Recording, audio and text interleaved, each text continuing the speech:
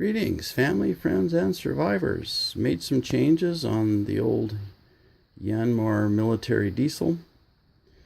I was having some trouble with it intermittently, and it turns out that the float switch in the gravity feed tank was failing, and I had this problem a couple years ago. Took it out, cleaned it up, and it worked until a week ago. This is the 1-gallon gravity feed tank, and you see here where those wires are sticking out and that big brass nut. Well, there's a rod that goes up inside the tank with 2 floats on a rod, and what this is it's an electrical relay, but it's not operated with a coil. It's operated by a proximity switch. So when the magnetism is created by the float coming to a certain point, it trips the relay rocker arm. And that's a great design, but you could see how eventually the contacts might become soaked in diesel fuel and or drop to contact off the rocker arm, something. So it's intermittent. So I checked, and they're $206 from Bosch if you can find one. And that just doesn't make sense to me to do that. Here's the belly tank that was underneath it. And what would happen is when the float switch called for fuel, it would pump out of this belly tank up into this gravity feed tank as was needed. I built a proof of concept shelf here, put the belly tank here.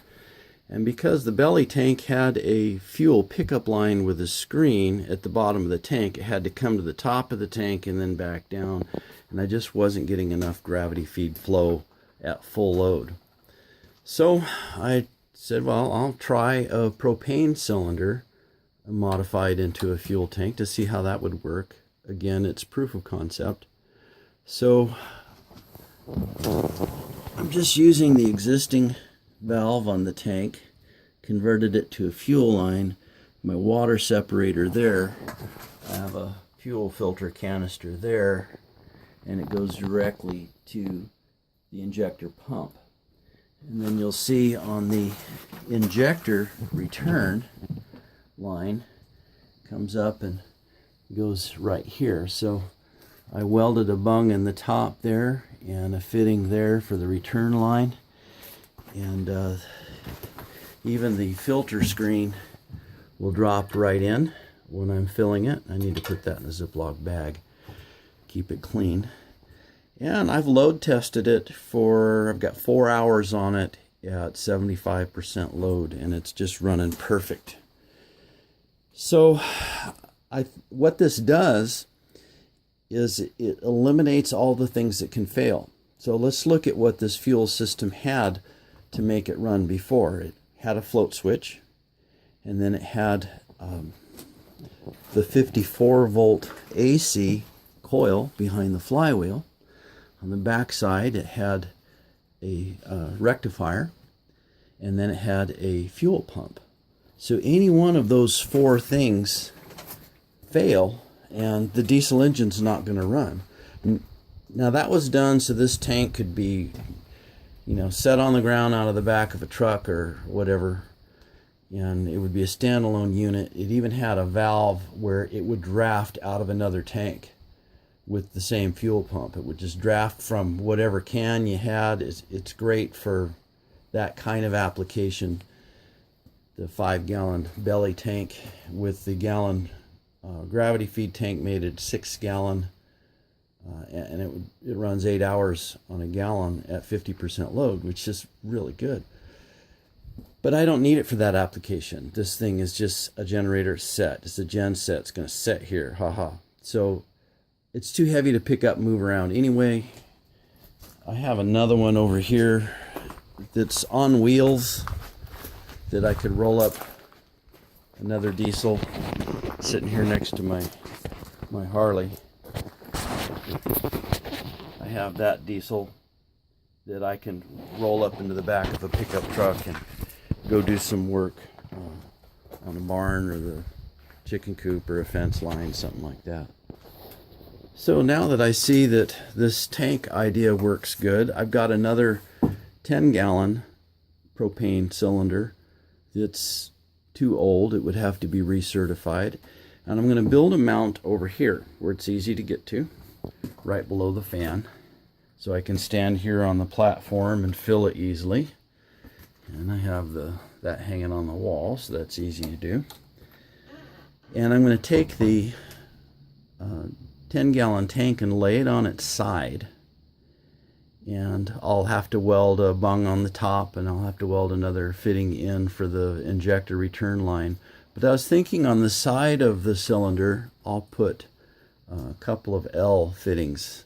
Actually, I'll weld in 2 bushings and put in 2 street L's. And then I'll get some of this clear tubing that's rated for diesel fuel.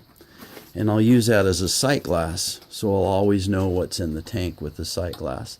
Paint it up pretty, make a nice custom mount with a steel bracket, bolt it to the wall, and we'll call it permanent. So this was just a proof of concept.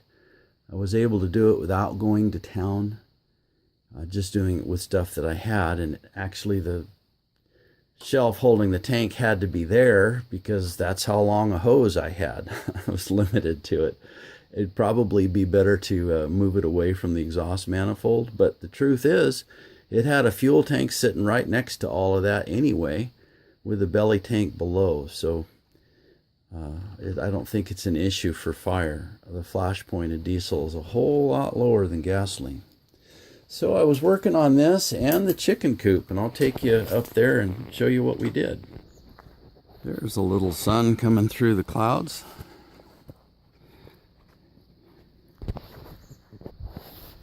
We fixed all the damage to the chicken coop as best we could, and I've been butchering chickens. That's why they're walking away from me. They go, "I know you. You're the killer." Anyway, put a temporary roof here. Just didn't have a chance to put in the pier blocks and set a beam and all the things that I wanted to do. So hopefully when the snow slides off the upper roof, it hits this one and I can shovel it off. And it's engineered exactly backwards. Those rafters are flat and they ought to be up on edge.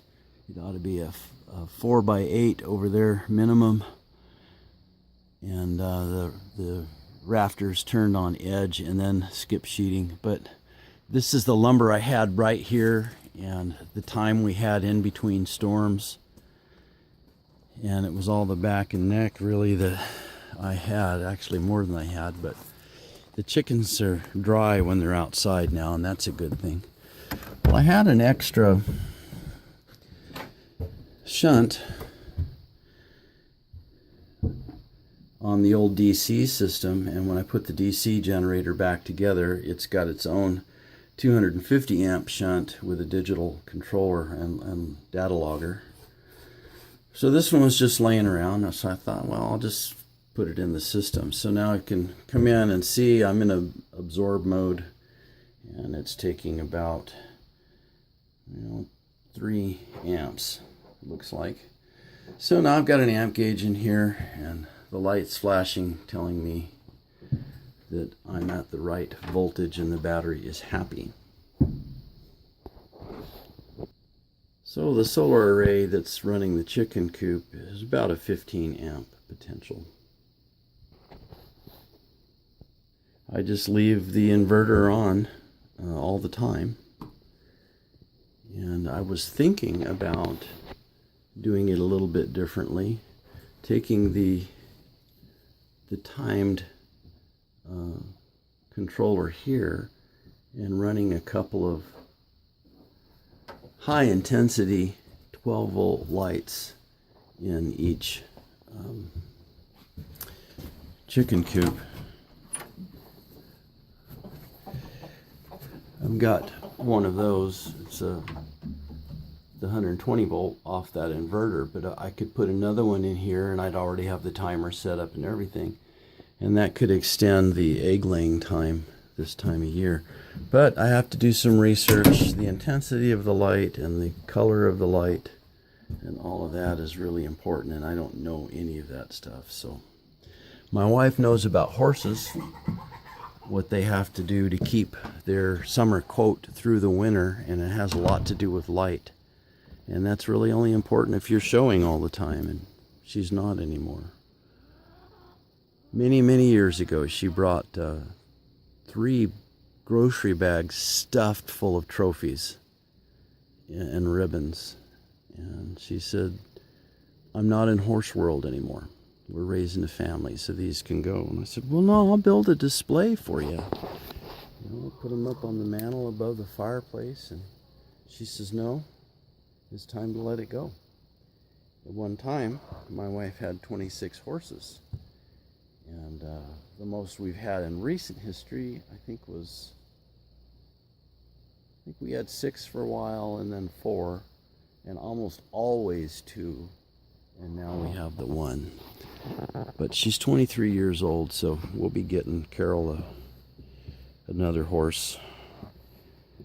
Probably we've seen a lot of nice ones, but I kind of like the South Steens Mountain